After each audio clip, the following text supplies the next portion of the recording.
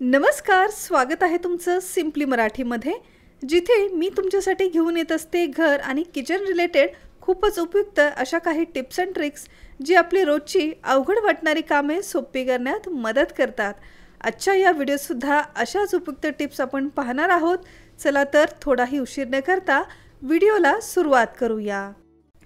आजची आपली पहिली टिप आहे शर्ट किंवा टी शर्टची घडी एकसारखी आणि पटकन घालता यावी यासाठी। घरात जर लहान मुलं असतील त्यांना जर शर्ट किंवा टी शर्टची घडी व्यवस्थित घालता येत नसेल तर ही सोपी ट्रिक त्यांना सुद्धा तुम्ही नक्की शिकवा। पहा, एकदा जर पाहिलं तर मुलं सुद्धा स्वतःच्या कपड्यांची घडी स्वतःच घालू लागतील आणि हेच कपडे एकदा घडी घातल्यानंतर एकसारखेही दिसतात, जे आपल्या वॉर्डरोबमध्ये दिसायला सुद्धा छान ऑर्गनाइज वाटतात। तर पहा, त्यासाठी इथे मी एक लहान मुलाचा टी शर्ट घेतलेला आहे। सगळ्यात आधी इथे मी एक वही घेतली आहे। ही वही आपल्याला कॉलरच्या भागाला अशी ठेवायची आहे आणि त्यानंतर शर्टच्या या दोन्ही बाजू आपल्याला वहीवरती अशा फोल्ड करायच्या आहेत। मी सांगण्यापेक्षा तुम्ही जर व्हिडिओत पाहिलं तर तुम्हाला अगदी पटकन कळेल।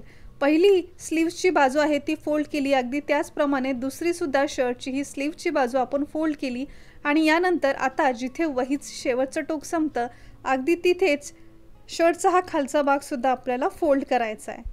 आता तुम्ही पाहाल अगदी एकसारखी या टी शर्टची घडी झालेली आहे आणि आता घडी करून झाल्यानंतर यामध्ये असलेली वही आपल्याला काढून घ्यायची आहे। आता याच वहीच्या मदतीने इतर सुद्धा शर्ट टी शर्टच्या घड्या तुम्ही अगदी सहज घालू शकता। याच्या मदतीने एकसारख्या घड्या होतील ज्या आपल्या वॉर्डरोबमध्ये दिसायला सुद्धा छान आणि ऑर्गनाइज दिसतील।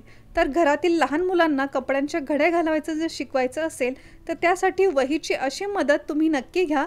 मुलांना त्यामुळे काम करायला सुद्धा आनंद होतो। बराच वेळ आपण पाहतो की अगदी गडबडीमध्ये आपल्याला एखादा एन्व्हलप किंवा एखादं फाटलेलं पान किंवा एखादं पेज चिटकवायचं असतं आणि बराच वेळ आपल्या घरामध्ये हे चिटकवण्यासाठी एखादं फेविकॉल, ग्लू वगैरे काहीही अवेलेबल नसतं किंवा शिल्लक नसतं। मग अशा वेळेस हे पान किंवा एन्व्हलप चिटकवण्यासाठी तुम्ही एक छान जुगाडू ट्रिक करू शकता। तर इथे कुठलंही ग्लू न वापरता प्रत्येक घरामध्ये असलेली सफेद टूथपेस्ट आपल्याला हवी आहे। तर पहा, कुठलीही सफेद टूथपेस्ट घ्या, एन्व्हलपवरती ती अशी एकसारखी पसरून घ्या आणि याच्या मदतीने हा एन्व्हलप तुम्ही चिटकून घ्या। तर तुम्ही पाहाल फक्त या सफेद टूथपेस्टच्या मदतीने हे एन्व्हलप छान चिटकलं जाईल। जोपर्यंत तुम्ही प्रॉपर हे ओढून काढत नाही तोपर्यंत हे अजिबात निघणार नाही। फक्त एन्व्हलपच नाही तर इथे सफेद टूथपेस्टच्या मदतीने मी वहीचं पान सुद्धा तुम्हाला चिटकून दाखवतेय। तर तुम्ही पाहाल वहीच्या एका टोकाला मी हा कोलगेटचा जो लेअर आहे तो लावून घेतला, पान फोल्ड करून व्यवस्थित प्रेस करून चिटकून घेतलं तर अगदी छान आणि अगदी घट्ट असं हे चिटकून सुद्धा बसलंय। तर एमर्जन्सीला जर आपल्याकडे ग्लू, फेविकॉल वगैरे काही नसेल आणि तुम्हाला जर एखादं पान, एन्व्हलप वगैरे काही चिटकवायचं असेल तर अशा वेळेस कोलगेटचा वापर तुम्ही नक्की करून पहा। तुम्हाला ही ट्रिक नक्कीच उपयोगाची ठरेल। आपली पुढची टिप आहे दुधाच्या या भांड्याविषयी। तर पहा, ज्या भांड्यामध्ये आपण दूध गरम करतो त्या भांड्यामध्ये दूध संपल्यानंतर सुद्धा बऱ्याचशा वेळेस या भांड्याच्या तळाशी किंवा आजूबाजूला अशी दुधाची साय किंवा बऱ्यापैकी दूध हे चिकटलेलं असतं। दूध संपल्यानंतर सरळ हे भांडं आपण धुण्यासाठी टाकतो।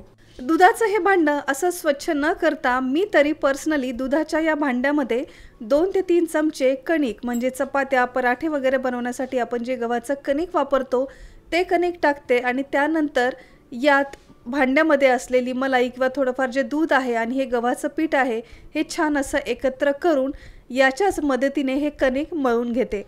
आता जर तुमच्या घरामध्ये लहान मुलं असतील ज्यांना तुम्ही सकाळी टिफिनला पोळ्या किंवा पराठे काही देत असाल तर त्यासाठी हे जे तयार कणिक आहे खूपच छान तयार होतं, कारण हे आपण दुधाच्या किंवा या साईच्या मदतीने कणिक मळतोय त्यामुळे अगदी सॉफ्ट असं हे कणिक मळलं जातं आणि त्यापासून जो पराठा किंवा पोळ्या वगैरे तुम्ही कराल या पोळ्या अगदी बरेच तास सुद्धा अशा सॉफ्ट राहतात। त्यामुळे रोजच्या रोज दुधाचं हे भांडं स्वच्छ करण्यापूर्वी याच दुधाच्या भांड्यामध्ये थोडंसं कणिक टाकून यापासून तुम्ही कणिक मळून त्याची पोळी, पराठा वगैरे बनवाल तर तुम्ही नक्की पाहाल याची टेस्ट सुद्धा खूप छान लागते। त्याचबरोबर पराठे सुद्धा बरेच वेळ सॉफ्ट राहतात।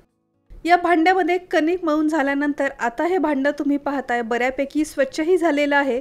त्यामुळे आता हे नंतर जास्त वेळ आपल्याला घासत बसावं लागणार नाही, अगदी चुटकीसरशी ते स्वच्छही होईल। तर दुधाच्या भांड्यामध्ये कणिक मळण्याची ही ट्रिक तुम्हाला कशी वाटली कमेंट करून सांगायला विसरू नका। आपली पुढची ट्रिक आहे केळीविषयी। तर पहा, आपल्या सगळ्यांच्याच घरामध्ये अगदी वर्षभर येणारी केळी ही असतेच आणि सगळ्यात महत्त्वाचं म्हणजे हे फळ असं आहे की जे लवकर पिकतं आणि तितक्याच लवकर खराबही होतं। त्यामुळे या केळी प्रॉपर स्टोअर करणं तितकंच गरजेचं आहे। आपण काय करतो की अशा एखाद्या बास्केटमध्ये किंवा इतर फळांसोबत केळी ठेवतो, त्यामुळे बराच वेळ जिथे या बास्केटला केळींचा स्पर्श होतो किंवा इतर फळांना जिथे या केळी टच होतात तिथे केळी लवकर काळ्या पडतात आणि त्यामुळे या सगळ्याच केळी लवकर खराबही होतात। असं न करता केळी या प्रॉपर स्टोअर करण्यासाठी एकतर त्या इतर फळांसोबत ठेवू नका आणि एखाद्या बास्केटमध्ये वगैरे न ठेवता त्याला एखादी अशी दोरी बांधून घरामध्ये हवेशीर ठिकाणी त्या अशा अडकून ठेवा, ज्यामुळे त्या कशालाही टच होणार नाही आणि त्यामुळेच हवेशीर ठेवल्यामुळे आणि इतर फळांपासून दूर ठेवल्यामुळे केळी जास्त दिवस टिकतील।